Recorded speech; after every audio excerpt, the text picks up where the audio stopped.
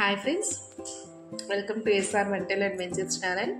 ఈరోజు మనం ట్రెడిషనల్ వేలో కోడి కూర చిల్లిగార ప్రిపేర్ చేయబోతున్నాము. ఈ టైప్ ఆఫ్ వడలు అండ్ ఈ టైప్ ఆఫ్ చికెన్ చేసుకుంటే కాంబినేషన్ బోత్ సూపర్ ఉంటుంది. మీరు కూడా ట్రై చేయండి. ముందుగా ప్రాసెస్లోకి వెళ్ళిపోదాము. ఒక బౌల్ తీసుకుని ముందుగా వాష్ చేసి పెట్టుకున్న చికెన్, అలాగే పసుపు, కారం, సాల్ట్ని యాడ్ చేసుకోవాలి. యాడ్ చేసుకుని 1 టేబుల్ స్పూన్ ధనియాల పౌడర్ని కూడా యాడ్ చేసుకోవాలి. యాడ్ చేసుకుని ఇలా బాగా మిక్స్ చేసుకోవాలి. కొంచెం ఆయిల్ కూడా యాడ్ చేసుకుని ఇలా మిక్స్ చేసుకోవాలి.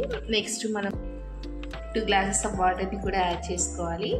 యాడ్ చేసుకుని ఇలా మిక్స్ చేసుకుని నెక్స్ట్ మనం స్టవ్ ఆన్ చేసుకుని స్టవ్ మీద పెట్టుకోవాలి. అలా మనకి చికెన్ అనేది ఒక 10 మినిట్స్ కుక్ చేసుకుంటే సరిపోతుంది.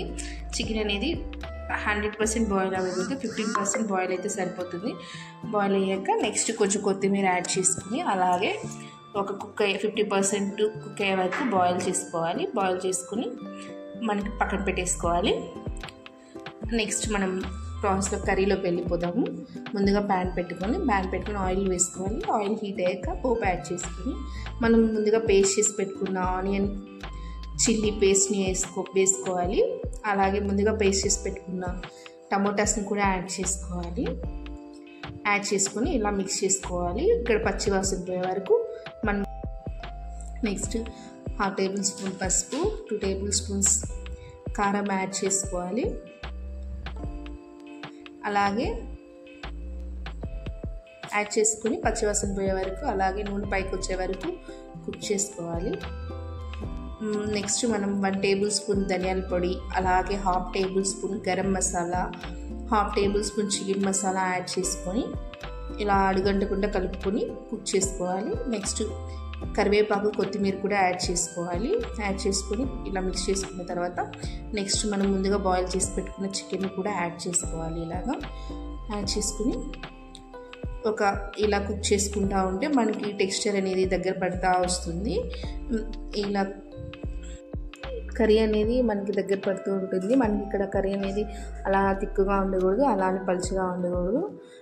బాగా కుక్ అయితే సరిపోతుంది. ఇట్లా లాస్ట్లో మనం కరివేపాకు వేసుకుని కొత్తిమీర వేసుకుని పక్కన పెట్టేసుకుంటే కర్రీ ప్రిపేర్ అయిపోతుంది. నెక్స్ట్ అవర్స్ ముందే నానబెట్టుకున్న మినపప్పుని ఇట్లా మిక్సీ గ్రైండ్ చేసుకోవాలి. దాంట్లో కొంచెం సాల్ట్, గ్రైండ్ చేసుకునేటప్పుడే కొంచెం సాల్ట్, జీలకర్ర యాడ్ చేసుకుని గ్రైండ్ చేసుకోవాలి. పిండి అనేది ఇక్కడ మనకి బరకగా ఉండాలి, అలానే మెత్తగా వేసుకుంటే అంత బాగుండవు. ఇలా ఒక బౌల్లోకి తీసుకోవాలి మినపప్పుని. అలాగే కొంచెం సోడా ఉప్పుని కూడా యాడ్ చేసుకోవాలి. నెక్స్ట్ ముందుగా కట్ చేసి పెట్టుకున్న ఆనియన్స్, చిల్లీ, కరివేపాకు, కొత్తిమీర యాడ్ చేసుకుని బాగా మిక్స్ చేసుకొని కలిసేలాగా పక్కన పెట్టేసుకుని నెక్స్ట్ మనం ప్యాన్ పెట్టుకోవాలి. ప్యాన్ హీట్ అయ్యాక కొంచెం ఆయిల్ అనేది ఇక్కడ యాడ్ చేసుకోవాలి. ఇక్కడ నెక్స్ట్ మనం వడలు అనేది రౌండ్ షేప్లో 1 by 1 యాడ్ చేసుకుంటే కొంచెం పెద్ద వడలు చేసుకుంటేనే మనకు టేస్ట్ బాగుంటాయి. ఇలా పెద్ద వడలు చేసుకొని బాగా ఫ్రై అవ్వనియాలి. మనకి ఇక్కడ లైటిష్ బ్రౌన్ కలర్ వచ్చే వరకు ఫ్రై చేసుకుంటే వడలు చాలా టేస్టీగా ఉంటాయి. మీరు కూడా ట్రై చేయండి. ఈ ప్రాసెస్ చాలా బాగుంటుంది. వడలు అనేవి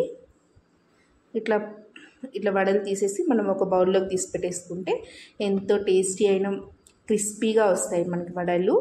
ఇలా వడలు అలాగే చికెన్ కర్రీ చేసుకొని కాంబినేషన్ చాలా బాగా వస్తుంది. మీరు కూడా ట్రై చేసి ఎలా ఉందో కమెంట్ చేయండి friends. Please like, share and subscribe this channel if you like this recipes. That's it today.